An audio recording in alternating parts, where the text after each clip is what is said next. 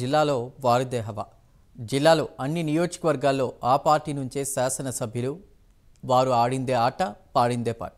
కానీ నేడు scene reverse అయింది. 10 మందిలో కేవలం ముగ్గురంటే ముగ్గురు మిగిలారు. పార్టీ అధినేత సొంత జిల్లా కావడంతో కూడా మొదటి నుంచి పటిష్టంగా ఉన్న పార్టీ నేడు తమ ప్రాభవాన్ని కోల్పోయే స్థితికి వచ్చిందట.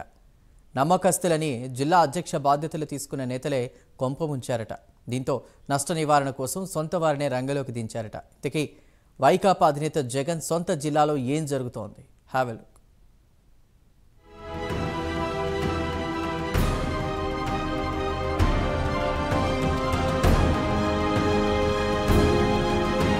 ఉమ్మడి కడప జిల్లా మొన్నటి వరకు వైఎస్ఆర్ కాంగ్రెస్ పార్టీ కంచుకోట. 2011లో పార్టీని స్థాపించిన రోజు నుంచి 2024 ఎన్నికల వరకు జిల్లాలో పూర్తి స్థాయిలో పట్టు బిగించి ఇతర పార్టీల నేతలకు చుక్కలు చూపించారు. 2014 ఎన్నికల్లో 10కి 9 స్థానాల్లో విజయం సాధించింది. 2019 ఎన్నికల్లో 10కి 10 గెలిచి తమ సత్తా చాటారు. అయితే ఇదంతా గతం. 2024 ఎన్నికల్లో కేవలం 3 సీట్లకు పరిమితం కావడం రాజకీయ విశ్లేషకులను విస్మయానికి గురి చేసింది. జిల్లాలో మాకు ఎదురే లేదన్న వైకాపా నేతలకు జనం ఎందుకు తిరస్కరించారో ఇప్పుడిప్పుడే అర్థమవుతోందంతా. పార్టీ అధినేత సొంత జిల్లాలో ఇలాంటి ఫలితాలు ఊహించి ఉండరు. మేమేం చేసినా చెల్లుతుంది అనే మూస ధోరణితో ప్రజల సంక్షేమం పక్కన పెట్టి అక్రమార్జనే ధ్యేయంగా భూ కబ్జాలు, ఇసుక అక్రమ రవాణా చేసుకుంటూ 5 ఏళ్లు గడిపారు. ఎన్నికల్లో అదే వారి ఓటమికి దారి తీసిందని భావిస్తున్నారంట.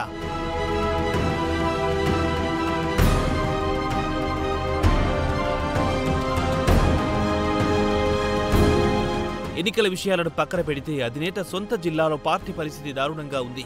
ఓటమి అనంతరం ఏ ఒక్కరూ కనీసం ప్రజలకు కాదు పార్టీ కార్యక్రమాలకు సైతం అందుబాటులో లేకుండా పోయారంట. జిల్లాలో ఎప్పుడూ లేని విధంగా కూటమి నేతలు సీట్లు గెలవడమే కాదు అభివృద్ధిపైన దృష్టి సారిస్తూ తమదైన శైలిలో ముందుకు పోతున్నారు. దీంతో జిల్లాలో పార్టీ పరిస్థితిని గ్రహించిన జగన్ నష్ట నివారణ చర్యలు చేపట్టారు.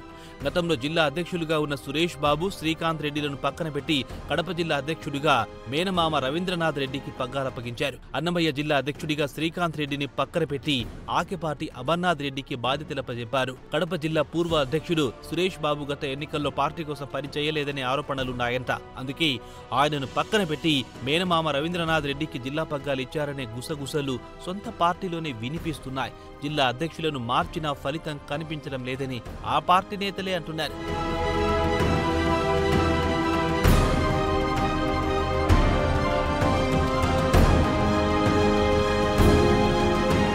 ఓటమి తర్వాత జగన్ 2 సార్లు జిల్లా పర్యటనకొచ్చినా నేతలెవరూ కలవడానికి సుముఖత చూపలేదు. కొంతమంది నేతలు తూతు మంత్రంగా ఇలా వచ్చి అలా వెళ్లారు. జగన్ దగ్గరికి వచ్చే మెజార్టీ నేతలు మా బిల్లులు ఆగిపోయాయని చెప్పుకోవడానికి వస్తున్నారంట. మరికొద్ది మంది జగన్ దగ్గరే నిన్ను నమ్మి సర్వం కోల్పోయామని ఆగ్రహం వ్యక్తం చేస్తున్నారంట. సెప్టెంబర్ 2వ తేదీన తన తండ్రి వర్ధంతి సందర్భంగా జగన్ జిల్లా పర్యటనలోనూ నేతల హడావిడి కనిపించలేదు. ముఖ్య నేతలు ఎవరూ హాజరు కాలేదు. దీంతో సొంత జిల్లాలో జగన్ ఎదురెదుతున్నట్లుగా తెలుస్తోంది. రాబోయే రోజుల్లో ఏం జరుగుతుందో చూద్దాం మరి.